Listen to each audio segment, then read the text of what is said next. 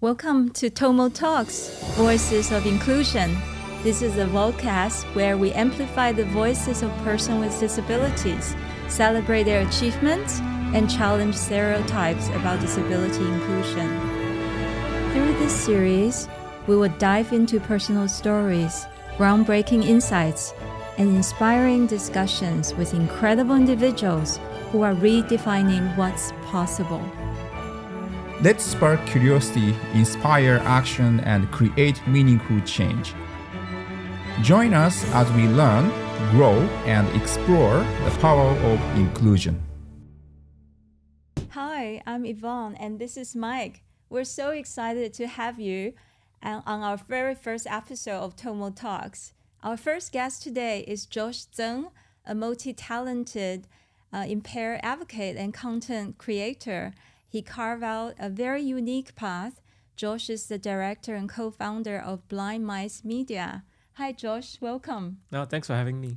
And joining Josh, we have Ong Hua Han, someone who has made incredible strides both personally and professionally.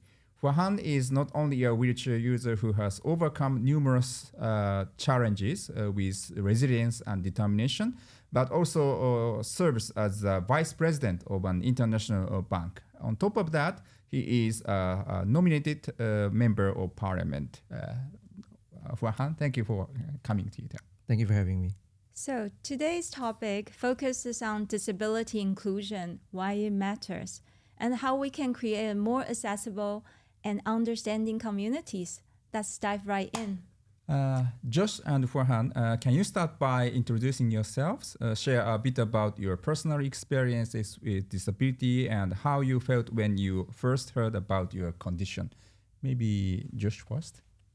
Yeah, so when I was 7 years old, I was diagnosed with congenital glaucoma. My parents noticed that my eyes were not looking in the same direction. So they thought it was lazy eye, but no, it's much more serious. So glaucoma can lead to permanent blindness and it's not curable. So in both my eyes, I see less than 5% vision. My left eye is a little bit better. It's think of it like a very narrow vision field and I can see blurry color. But in my right eye, the vision is like frosted glass. I can't see any of your faces. I can't see text. I can't read what's on the computer screen or printed text in front of me. So I use a combination of different technologies and techniques to get through my day. But for me, my personal journey, when my condition really worsened, my doctor actually told me that I may have to quit school and that I wouldn't be able to continue studying. And it was quite crushing to be told that at 16 years old that you basically have no options in life. But quite fortunately, we live in a time when that's no longer true. There's a lot of technologies and support structures that can help people with vision impairments. There's a lot of services from charities as well. And so I was able to complete my studies. I graduated with a degree from university and I now run my own company. So happy to talk about my journey and what I had to go through to overcome that. Thanks for sharing, Josh. Hua Han? Sure. So for me, I have a physical condition. It's something that I was born with. So I have what we call osteogenesis imperfecta. So what that means is that I have brittle bones. And this is something that actually, I guess my mom, when she was carrying me, they already sort of noted that something was a bit off because I have an older sister and she was quite active in the womb, right? But for me, I wasn't really moving a lot, probably because I've already sustained some broken bones in the womb. So for me, I've always sort of grown up with this condition. So there wasn't really a time where I had to learn that I have a condition like this. But I would say that I grew up in quite as a normal household as possible. And that's really thanks to my parents and my siblings who didn't really treat me any differently just because I have a different condition than them. But I think maybe that the things that I could do differently from others, or rather for me to realize that I couldn't do the same things as other people, maybe became a bit more apparent when I was growing up, maybe at about 7 years old. Then you realize that many of the kids are out there playing, but for me, I can't do contact sports and things like that. So apart from that, I think it was quite a natural journey. It's quite different when you are born with a condition you're sort of used to it from the start. And so I've always gone through the mainstream setting. I went to mainstream schools, graduated with a degree as well from NUS, and now started working, I think, for about 7-8 years already. So for me, I think I try my best in whatever capacity I am in or whatever role I'm given to do the best for the people around me, because I think it's something that is quite commonsensical. If I see that something needs to be changed and I have the power to do something about it or the influence to make a difference, then I'll just try my best to make that happen. So that's kind of my journey so far. Yeah, it's amazing to hear that, and it makes me wonder, so who has made the most difference in your journey? It can be easy. Is there a mentor, a friend, or a loved one that made the most difference? Maybe feel free to share. I can start first? Yeah, sure. So for me, it's kind of cliche, but it's really my parents. Every step of the way, they were with me. So, back in primary school, I would say I require a lot more support, because now I use a wheelchair. I'm fairly independent, and I can also get off the wheelchair and walk for short distances. But when I was younger, that wasn't really possible, right? So in primary school, my mom would be there helping me out during recess times, helping me to go to the toilet during break times, and those were critical, right? And to know that she was there for me every step of the way was very, very important.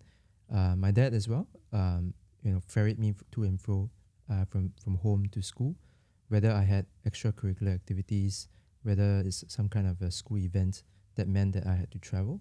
I always knew that he would be there. So they tried their best to give me the most normal, upbringing as possible. And I cannot be more grateful for that. Yeah, for me, it's a bit more complicated. I think because we live in such a visual world, it's actually quite difficult for a lot of people to imagine what life would be like for someone who's blind. So sure, you can do a lot of basic things, but how are you able to work? How are you able to earn an income? Will you be able to have a relationship and start a family and all that kind of stuff? I think it was very uncertain for my family, and especially when I was younger, I don't think anyone in my family really knew anyone else who was vision impaired and who was successful. Maybe a few, like musicians, right?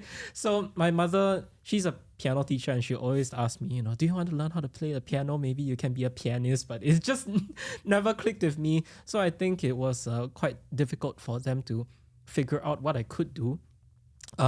Luckily, I had a lot of people in my life who were quite supportive and tried to push me in different directions. So I had a lot of teachers who would, help me understand the material even when it's very visual. I think even, that's very positive encouragement, but even in a different sense, my doctor, when she told me to give up my studies, I think that was a very strong motivator as well, because I don't think this is a very healthy thing to do, but I wanted to prove her wrong. And I think I've always been a little bit stubborn, and for better and for worse. But I think what made the biggest difference when I lost the remainder of my eyesight around 16 years old was that I was told, actually there are ways for you to be able to do things like use the computer and work and pursue further studies. And at that time, I think I also felt desperate enough to listen to any advice. And so I asked a ton of questions, and there were all the right resources there for me at the time that I needed it. In Singapore, where we are, social services for the vision impaired has experienced its ups and downs. But right now, where we are right now, is the best time in our country to be a person with vision impairment, because there's so many resources that are available for people like me. So I'm very fortunate to actually be living in the time when all these technologies, when AI and when our smartphones and computers are there to facilitate people like me to be successful. And there's plenty of things that I can do today at the same speed or even faster than some people because of these technologies. So I think it's a combination of the resources, the people, the the driving forces, both in positive and negative ways, and also the fact that I didn't give up. I think those were big things that helped push me forward. Wow. Josh, what you said really piqued my interest. I mean, other than my mom also forced me to learn piano, and my teacher It's quit an Asian me. mom thing. Yeah, teacher quit me after 3 sessions. But you did mention a lot of adaptive measures and how we are lucky to be living in this time. So could you sort of dive a little bit deeper to give a few examples and what are the accommodations you have to make daily to make it work? Yeah, so the really wonderful thing is that there's a lot of tools that are built into the things that we already use every day. So like just now when you are asking, I immediately pulled up my phone. So every smartphone, both iOS and Android, comes with a software called a screen reader. So it scans what's on the screen and reads it aloud. So if I were to make a demonstration, let me make sure people at home can hear it. 5:42 p.m. Wednesday, November 20th. There you go. So that's reading in English. It's not Morse code. But it's scanning what's on the screen and reading it out to me. So if I were to slow it down. 5:42 p.m. Words, 5 p.m. Speaking rate, 95, 90, 85, 80%, 70%, 65, 60, 55%, 50%. 5:32 p.m. Wednesday, November 20th. Yeah. So it's reading what's on the screen to me, and that tool on its own unlocks the entire internet to me, right? As long as the internet is accessible, as long as the internet has text information on it, I'm able to use the screen reader to read what's on the screen to me. And that has allowed me to learn basically everything that I know. So it's really amazing that these things are just built into our phones, on our computers. There's software that we can install to do the same thing as well. And it lets me do everything from browsing the internet to using Excel. When I was in university, I studied computer science and business management. So even coding, right? These were things that were possible to me and allowed me to explore everything. But of course, that's very high tech. But we have this as well, which is very low tech. It's just a cane, right? It's just a stick. It's literally a stick with a ball at the end, and I can use it to feel what's in front of me. And this thing alone, this $50 piece of aluminium, lets me go anywhere I want to go. So I can feel what's in front of me. I can, detect obstacles that are there. When I go down the stairs, I can feel every step that goes down.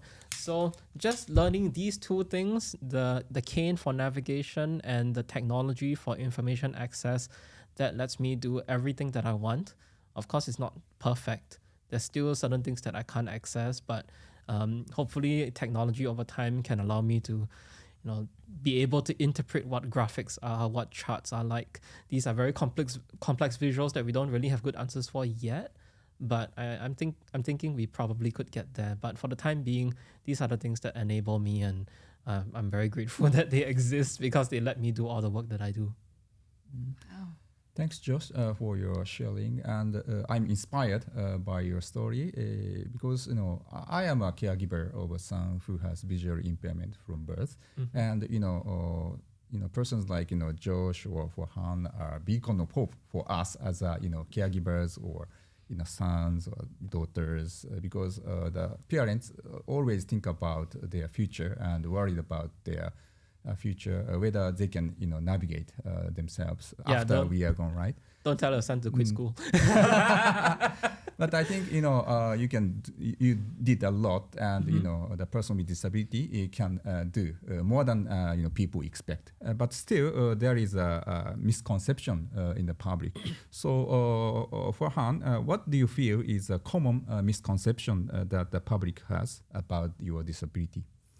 Right. So, I mean, you can't see it here, but I use a wheelchair, right? It's parked somewhere. And basically, I think people make quick assumptions, right? Or judgments about other people based on their first impressions or how you look, right? So naturally, when I'm on a wheelchair, I would say people may assume that I can't walk.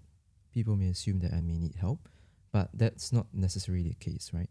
Of course, there's also some people who think that I may not be employed because I'm using a wheelchair. So, but I think I've seen that less and less, to be really honest, as awareness building has really improved over the years. Those kind of assumptions have been broken down. But I think naturally, when people look at someone in a wheelchair, they may think that this person, there's a word wheelchair bound, which we don't use these days, right? This person is bound to the chair. But that's not quite true. The chair is merely for me to aid mobility, to in a sense is freeing, because I can move a lot faster with a wheelchair. If I were to walk, I can walk for short distances, then it would take me forever to reach from point A to point B, right? So it's really just a mobility aid. And I think people may not realize that if they don't have the kind of interactions with persons with disabilities and they see this for the first time, right? So I think there was once in one of the offices that I worked, I was new there, and I obviously presented myself in a wheelchair. But then during the course of the day, I also transferred from the wheelchair to the office chair. I think one of the senior managing directors, he saw me from his office and he thought a miracle happened. But actually that's just a daily part of my life. Right? So I think in this little tidbit, you can see very clearly what, it's harmless. Obviously the assumption is harmless, but it's that natural assumption that of what someone can do or cannot do, right? Just because of the way they present themselves physically. I had a very similar experience as well at one of my, actually my very first internship was at a company, and one day one of the managers came in wearing a bright red dress, and I mentioned earlier that I can't see very well, but I can see blurry color in my my left eye. So I when I turned around to greet her because I heard her coming in, I was like, "Nicole, is that you? Why are you so red today?" And she was completely shocked. She was like, "Are you able to see me?" I'm like, "Oh yeah. I can see the red and nothing else." So I guess that's one misconception about vision impairments, is that a lot of people think when they see the cane, when they know that I can't see, they think I'm totally blind. And similarly for Hua Han, some people might see the wheelchair and think he's totally immobile or unable to move on his own. It's a spectrum. Disability can come in different levels of severity, and most people are somewhere in the middle. So yeah. Wow, thank you so much for sharing. So now it's time for our Did You Know segment. This is where we share interesting facts or insights related to disability inclusion to spark curiosity and broaden perspectives. In this segment, we will uncover little-known stories, statistics, or initiatives that showcase how disability inclusion is not just only important, but also transformative. So, here's today's Did You Know fact. Did you know, in 2008, Adrian Yap made history as the first person with disability to compete and win the amazing race. I know Adrian Yap, he's really cool. Despite his incredible achievement, Adrian faced numerous challenges. The race is physically demanding, and there's a lot of navigation that needed, the environments that were not fully accessible, and he has to overcome these societal biases as well. So his remarkable achievements really highlight the power of determination and inclusivity, paving the way for greater recognition of diverse talents in competitive sports. Okay, that's amazing. So we'd like to touch on about hobbies and interests. Yeah. So coming back to our conversation, Josh, you've become well known on social media. Can you share how you create content like food reviews or gaming videos? So I don't know whether well known is the right word, but I do have a social media presence. The thinking behind it was, in my career as an educator, I educate people about disabilities and consult on certain projects as well. I got a lot of questions about how I do certain things. What do you do for fun? How do you walk around? How do you do this and that? And I'll be honest, I kind of got tired of answering the same question over and over again in the same way. So I was like, oh yeah, if only I could record these answers in 1 minute segments that I can just share with people, so that I give them the same answer every single time. It's repeatable, scalable. Maybe it's because I studied computer science. But anyway, so that was where the content creation came from. And in terms of what we see in the videos, gaming was one. So I think there's a very I guess you can call it a blind spot that people have about the vision impaired community. It doesn't mean that us not being able to see, it doesn't mean that we aren't able to do anything for fun, right? Everyone wants to do things that are fun and interesting and entertaining, and video games is a really big thing that everyone can enjoy, except people who are vision impaired. So when we think about games, a lot of them are not built for the blind in mind. Games are very visual, but there's certain things that can be done to sort of adapt and try to find interesting ways to circumvent the obstacles. So the example that I have in one of my videos is how blind people can play Pokemon. So in the older games, there's only 4 directions that you can walk: up, down, left, right. There's no diagonal, there's no 3D, everything is in 2 dimensions. So actually, if you spend enough time sort of just bumping into all the walls, you can kind of creep along the entire map and slowly make your way through everything. And when you bang into a wall, there's also a bumping sound. It goes dong, dong. So you kind of know where all the edges are. And when you encounter a Pokemon, they all have unique sounds that they make. So you can eventually sort of figure out of all the few hundred Pokemon that there are, you can eventually learn which is what and what they are doing. So using a combination of these navigation techniques and the sound effects that are in the game, you can actually finish the game in a fairly reasonable amount of time. So it's a game that I hold very close to me because I played it a lot when I was younger, and when I lost my vision, I missed it a lot. I was like, if only I could play some of the things that I was able to enjoy when I was a kid. And I realized through this process that, it's actually possible. And nowadays, there's even some games that are made specifically to be accessible to people who are vision impaired and blind. So it's a wonderful time to be where we're at today. Not everything is fully accessible, but at least we're getting there. And in terms of some of the other content that I make, I really wanted to just portray vision impairments in a way that was normal, right? We do have our differences in terms of the way someone like me, how I use a phone is completely different from how any of you here use your phone. But at the same time, we're not that different because we use the phone for the same things. We have social media, we have our email, we have our web browser, and we want to do many of the same things, and we use the same phones, right? So I think I just wanted to convey the similarities while educating people about the differences. But at the end of the day, we're all just human, and I wanted to show that experience on social media. So I hope we were successful at doing that. Wow, thanks for sharing. Maybe I can let my son play Pokemon rather than piano. I'm not sure how educational Pokemon is, but maybe once in a while you can enjoy as a it. mom, that brought back memories. My son loved Pokemon as well, and he made me memorize the hundreds of names. And I think, why Japanese invent such a complicated game? Now there's over 1,000 Pokemon. So if you had to do it today, it would be a lot worse. Yeah, it's very educational for parents. And now over to you, Hua Han. Music to my ears when I heard about you like scuba diving as well. I'm also a diver myself. So I do want to hear all about it. How did you start? What are the challenges? Some dive sites are not really that accessible. Sure. So do share. Yeah, happy to share. So for me, actually, my main sport is swimming. So I do swimming like every weekend to keep fit, right? Because in the water, I feel the most free. You could do anything you want. You probably wouldn't get injured in the water, right?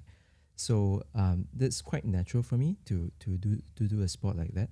But scuba diving was something I thought was totally impossible, right? Like you just mentioned, most of the sites are probably not that accessible. In fact, maybe the more beautiful the site, the less accessible it is, right? So I never thought about it ever. And also, when you think about a scuba diver, you're also thinking about all the big equipment that they have to carry. The tank is super heavy. And I shouldn't be bearing weight, right? My doctor would kill me. So I never entertained that thought until I met a friend. So she was a dive master, and she was also quite, involved in the disability community. And I think her thinking was really simple. Like, the actual activity of diving is quite safe because you're weightless underwater, right? You, as long as you don't panic, just like anyone else, you're probably gonna be all right. The difficulty is really getting you into the water if you have mobility challenges. So, she has started this thing called Dive Without Barriers. It's something that's not, I think it's not going on anymore. But that's how she introduced me to the sport. So she sort of gathered a bunch of interested persons with disabilities, and then they did what they call like a trial dive at a swimming pool, right? So all the equipment are there. You don't have to carry anything. They put it in, you wear it, and you can actually just try out the diving itself without all the bells and whistles, right? So that's how I got introduced, and I realized that, hey, I could do that. It's not that crazy. The only part we need to solve is the logistics of how to get into the water, right? So, but that was a big part because for me, someone who never thought about it, never knew anything about scuba diving, to now I actually have an advanced diving certificate. So I think that's a sort of a big leap, right, from then. And for me, I think I'm also quite fortunate as well because like I mentioned earlier, I can walk short distances. So it's all about being super careful when I'm on the boat. I wouldn't want to carry anything on the boat. I would be totally burden free. And then when I put on my equipment, I do it in the water, right? So I think in diving, there's a thing called the giant leap, right? You sort of carry everything and you just leap off the boat. I don't do that. Yeah, so I put everything in the water. It's not easy because of sometimes the waves are quite choppy. Yeah, so I end up drinking a bit of salt water while I'm just trying to put on my gear. Secret of your beauty. Exactly. So, but I see it as part of the course. It's a minor inconvenience, but I think the experience makes up for it, right? And what I love about diving is not just seeing interesting fish or sea creatures underwater, but also just being away from everything, right? No one can call me, there's no emails, there's nothing. And all you can hear is the bubbles underwater. And that's quite meditative, calming for me. And that's why I've dived a few times. Yeah. Wonderful to hear. Yeah, you're able to just breathe and be really mindful. That's Totally, such a right? beautiful Being mindful experience. about breathing is so important because that's how you control your buoyancy, right? Yeah. Wow, thank you for sharing. I love how your friend or you able to chop a complex problem down and saying, oh, that's just logistics. And it's a pity she hasn't continued. I mean, otherwise. Yeah, she moved over to the UK. So, right, yeah. Otherwise, You I would probably- sign up to help. Yeah, thank you both for your sharing about your hobbies, and you always push the boundaries, and what you achieved is beyond our expectations. So I like this because TomoWork always focus on abilities, not disabilities, right? So on that point, we'd like to explore to know about your achievement. So Josh, what your proudest achievements? Could you tell us about representing Singapore at the UN summit or starting Blind Mice Media? Yeah. Yeah, so Blind Mice Media, that's my company name, very, very cheeky. I'm very, very glad that we live at a time when people like me, we are enabled to do something like that,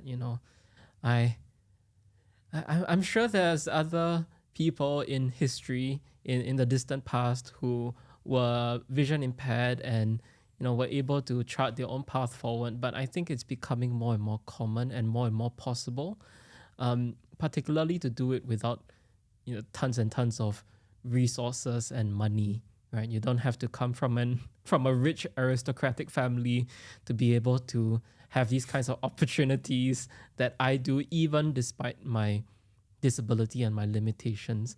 So at Blind Mice Media, we focus on building inclusive media and technology solutions with our partners, just leveraging a little bit of that media experience and that technology background that I have as well.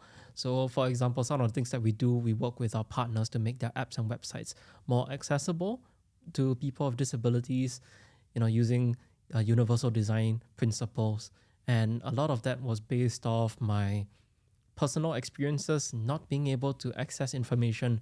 So even though I previously demonstrated how we are able to access things using a screen reader, it works on text, right? So if you imagine some people these days, when they're trying to design a website, they want to get very creative. So for example, they may want to make a custom button, but instead of using the proper HTML code for the button, they use a picture and make it clickable. So what this ends up doing, even though a person who is regularly sighted can just look at it and click on it, I can't. If the picture is not labeled properly, if it's not labeled a button, I'm going to just think it's a picture because my screen reader is going to tell me that it's a picture.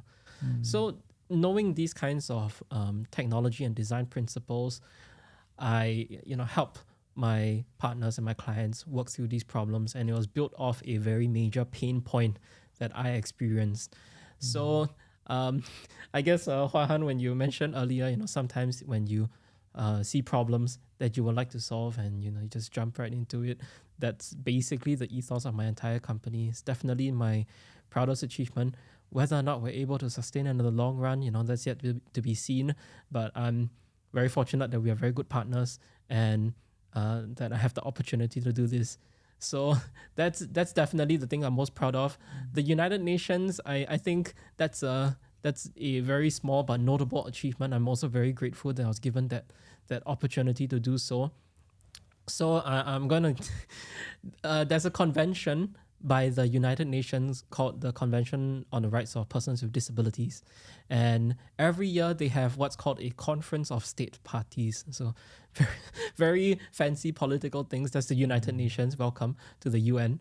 So what ends up happening at these conventions is that there's over 100 countries in the world, including Singapore, that sign an agreement to further the disability inclusion agenda all over the world. So there's certain things that they measure, like employment for persons with disabilities, human rights and things like that. And Singapore is one of the signatories, obviously. And as a country, we've done actually quite a lot to push things forward.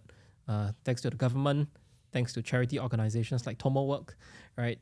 And so the government wanted to have a platform to talk about some of these accomplishments and achievements and share with the other states parties what Singapore has achieved. And also, just talk a little bit about some of the limitations and challenges that we've encountered. So they picked me. To be honest, I'm not very sure why, but they liked me enough, I guess. So they asked me, hey, Josh, do you want to go to the UN to give a speech? And obviously, when you get given such an opportunity, you don't say no. So it was a wonderful trip to UN HQ in New York. Got to meet a lot of people there, 150 plus countries all coming together for disabilities, and you learn a lot about what every country is doing because different countries, they have their culture, they have their resources available. Singapore is very fortunate that we are a rich country, but not every country has such a luxury. So there's all sorts of creative ways that people try to fund disability inclusion and make it possible. And for me, standing on that stage or at the panel table, delivering the speech on behalf of our country, definitely was a humbling moment. Made me realize how far I've come, and very grateful for the opportunity. I never would have imagined that I'll be put in such a position. I'm a very severe introvert. When I was a teenager, I was very afraid of crowds. But I guess one blessing in disguise of losing my vision is that I can't see any of them. So I just talk and talk and talk. And I guess it served me well. at the UNHQ. So that was definitely a highlight of my year this year. Wow, Josh, thank you. What an inspiring story.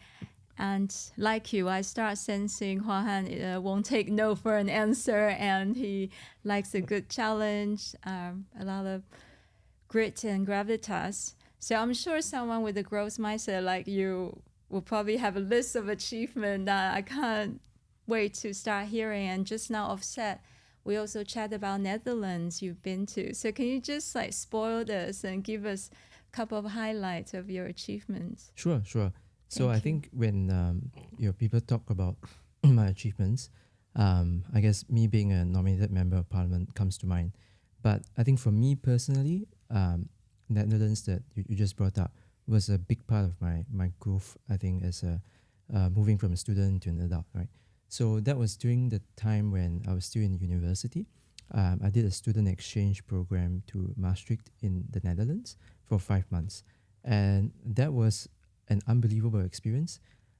Also partly because my family and I didn't think that should be possible, or that it was safe to do something like that, right? Because for me, all through my life up until that point, I've always been with my family.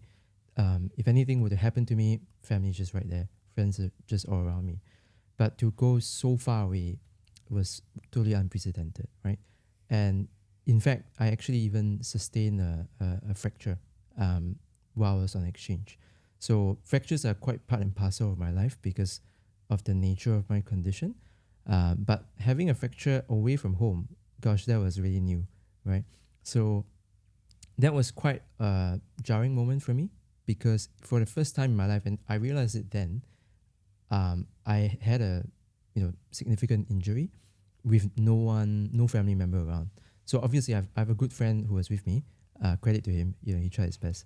But the thing is, he had no idea as well how to handle a situation like this.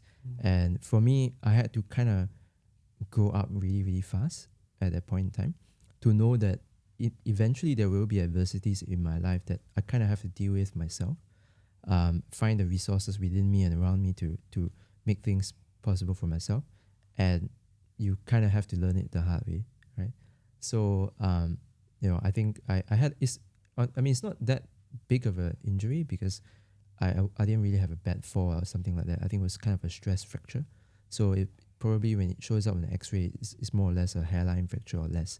But I mean, I could feel that it's obviously injured to the point you can't stand anymore, right? So, my mom and I were talking about maybe ending the exchange early and coming back. For me, that was never going to happen because I was just 1 month into my exchange. I was never going to fly back, for a hairline crack, right? So I still carried on the exchange. In fact, I think the week after I sort of had the injury, I flew to London because that was already planned. It's for fun. It wasn't like for anything serious like the UN, So it was kind of painful, but I still enjoyed that trip despite the injury. And I had a great time in the Netherlands or in Europe, right? Because we obviously every now and then when there's a good opportunity during a weekend, we would go nearby countries. And I traveled more than I ever thought I could in that 5 months. So when I came back, if you ask me today whether I still have that wanderlust in me, honestly, the answer is not really, because I felt that I traveled so much in that short period of time that there was enough for a lifetime, for my lifetime at least, right? So that was probably the highlight and the achievement that was part of my personal growth story. I guess just to round it off in terms of more recently, as you know, I'm also a member of parliament, nominated member of parliament, and for me that was a huge honor as well, a big privilege to be sitting there, having a mic in front of me, saying things. That was definitely a big sort of achievement in my life. But I think it's more about what I said or what I may have contributed that matters. To me, it's not really about sitting there. I think anyone could just sit in a seat, right? But I think I've made a few speeches that I think I personally felt quite proud of. One of them is actually Josh, you may know about this, the digital and I think digital motion on inclusion and safety, Yes. something like that, right? Yes, you Yeah. did ask me a few questions about Yeah. that, and I'm happy that you were able to talk about that issue in Parliament. Correct. So that was something that I didn't think I would do because it was quite a busy period at work at that time. I didn't really think it was a topic that I was going to speak on. But at the last minute, I realized that, hey, it could be something worth talking about.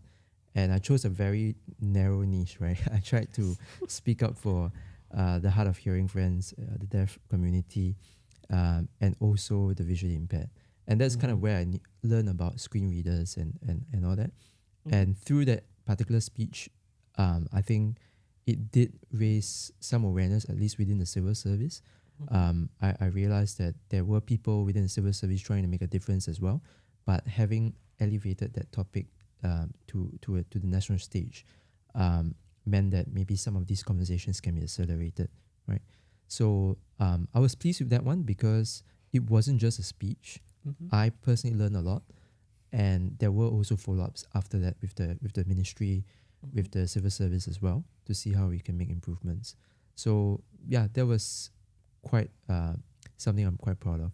Yeah, Absolutely, and just for some additional context, because Hua Han is being a bit humble here, he definitely caused a stir in the trouble. in the digital sector. No, it's good trouble. I think because there's actually a lot of people in the government who are trying to make things better for people with disabilities. But as you can imagine, it's a small team and it's a smaller voice.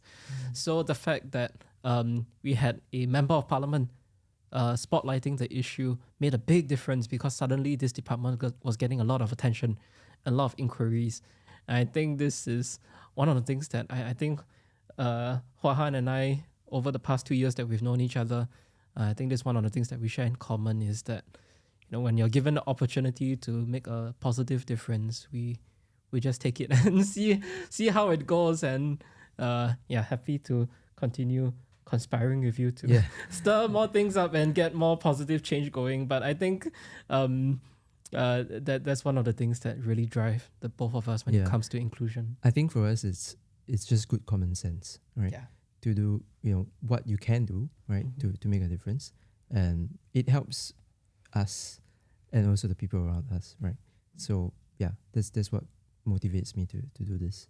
Yeah, and I think, like, if I really could drive home one thing about the disability community, is that you know, even though we are the world's largest minority group, there's over 1 billion of us, people with disabilities, we're still a minority, and so we are poorly understood, right? I don't think the average person will understand what it's like to use a wheelchair on a daily basis or use a screen reader on a daily basis. For most people, it's completely unfathomable, and that's actually totally normal.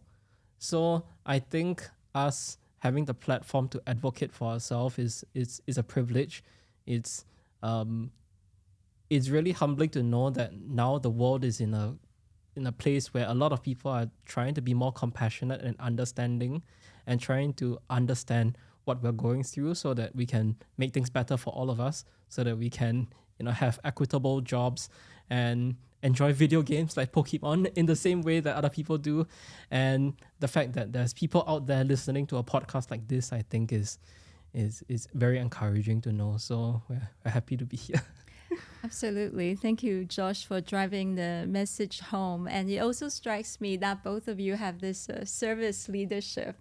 You're thinking about how you can use your adversities and that become your fuel for growth, and how you give back to the community as well.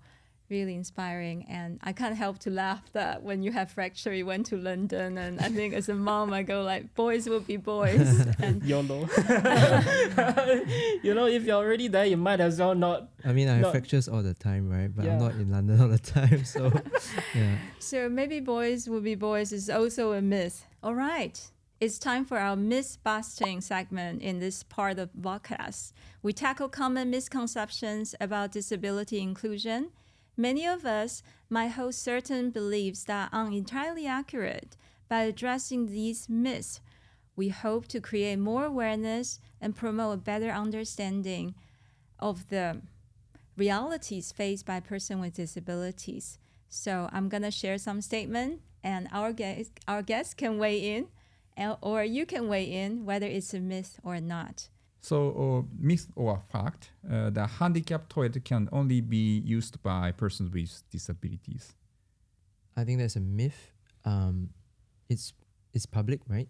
So many people, anyone could use it, but I would say priority should be given to those who need it, because most of the persons with disabilities, especially those with mobility challenges, they don't really have another choice. Yeah, I think a lot of us in Singapore are afraid of breaking the law. Right, we're very law-abiding citizens, but as far as my understanding goes, there isn't anything preventing an ordinary person from just using any of the public toilets, right? So it's a public facility meant for everyone, but of course, yeah, priority for people with disabilities, particularly people, with wheelchairs or big bulky items. So I'm pretty sure it's a myth. Well, as a girl, I must say, usually there's no queue on the boys' side, and the girls' side, long queue, and no one dare to touch the door of the person with disability. So, yeah, I don't know. I don't have answer for this one. As in, not to make it too graphic, but if you really gotta go, You gotta go. Yeah, like you might as well do it in a proper toilet rather than outside the toilet where someone has to clean it, right? So, yeah, I'm pretty sure anyone can use it. But of course, if you see someone, rolling up in a wheelchair or something, you don't go run into the handicapped toilet and snipe it before they do. It's a race. It's a race. Okay, so thanks for sharing. The answer is, of course, a myth. Handicap toilets in Singapore are designed for anyone with mobility challenges, not just wheelchair users. And this includes individuals with temporary injuries, those using walking aids, or people with other conditions that require extra space or support for safety and comfort. While the handicap toilet in Singapore can be used by others in emergencies or when there are no other options, it is important to remember that these spaces are designed for people with disabilities and should be prioritized for those who need them. Yeah. I'm just curious, is it still called handicap toilets in Singapore or accessible washrooms? I mean, I'm not accessible toilet is that's a good question. I've heard it called barrier-free toilets as well. Barrier-free toilet. Yeah, so time flies. We want to discuss more and more, but time. We are approaching to the end. So finally, what can all of us do to be more inclusive? What's your message for our viewers who want to make a difference? Maybe Josh first. Yeah, so I think accepting people with disabilities as a part of everyday life is really the biggest step that people can take, because, as unfortunate as it is to say, disability is a normal part of a lot of our lives, right? There is a decent chance that any number of people in this room can acquire a disability later in life. And I'm not saying it to curse you, it's just a matter of fact. People lose their hearing, people lose their vision, people lose their mobility, and that's totally okay. I think once we're able to really deeply accept that in our heart of hearts, that's when the biggest difference comes about. For me, and I know Hua Han cares about this issue as well, and he can explain more on you can explain more about what you do.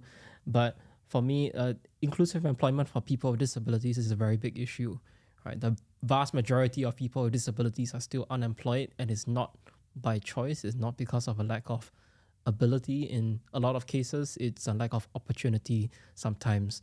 The lack of opportunity to learn the correct skills and the lack of chances given to people with disabilities to try at the workplace.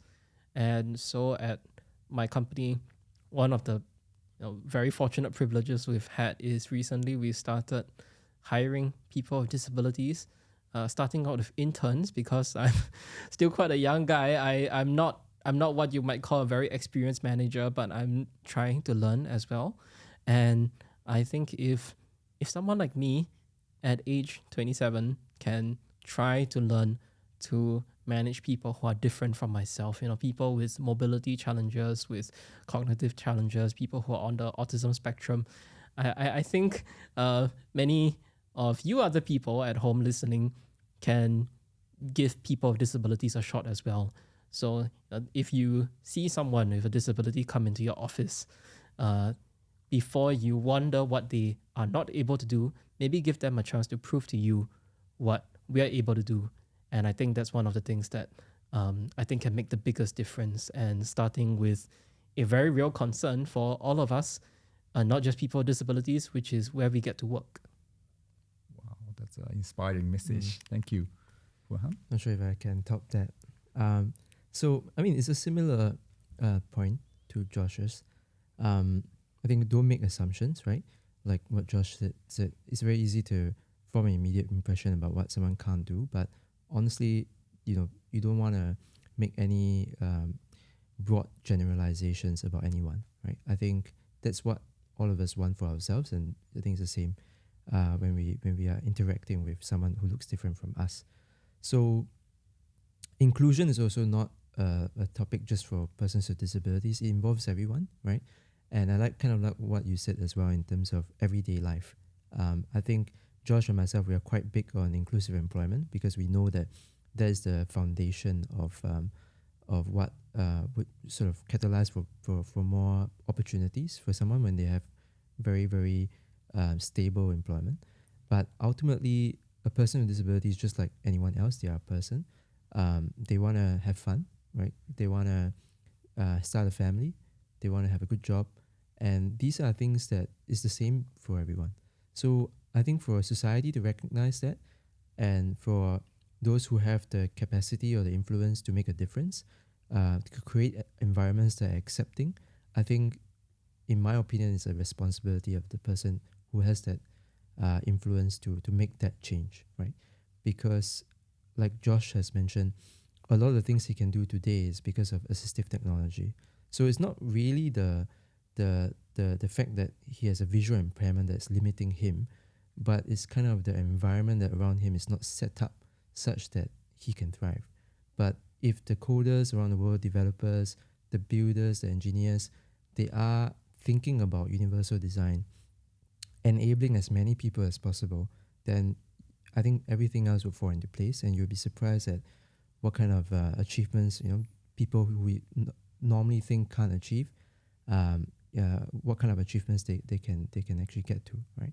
So I guess that's my message, a bit of a long one, but really I think it's everyone's responsibility not to make assumptions, and to really integrate and include everyone as part of everyday life.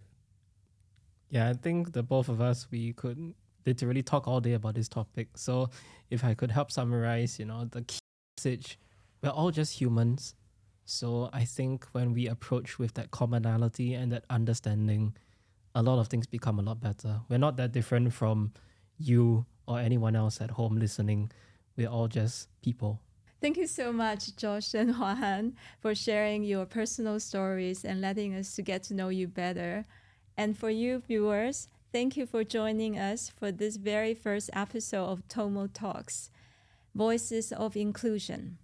We hope you enjoy hearing these inspiring stories from Josh and Hua-Han as much as we do. Thank you. Thanks for having us. Thank you for having us.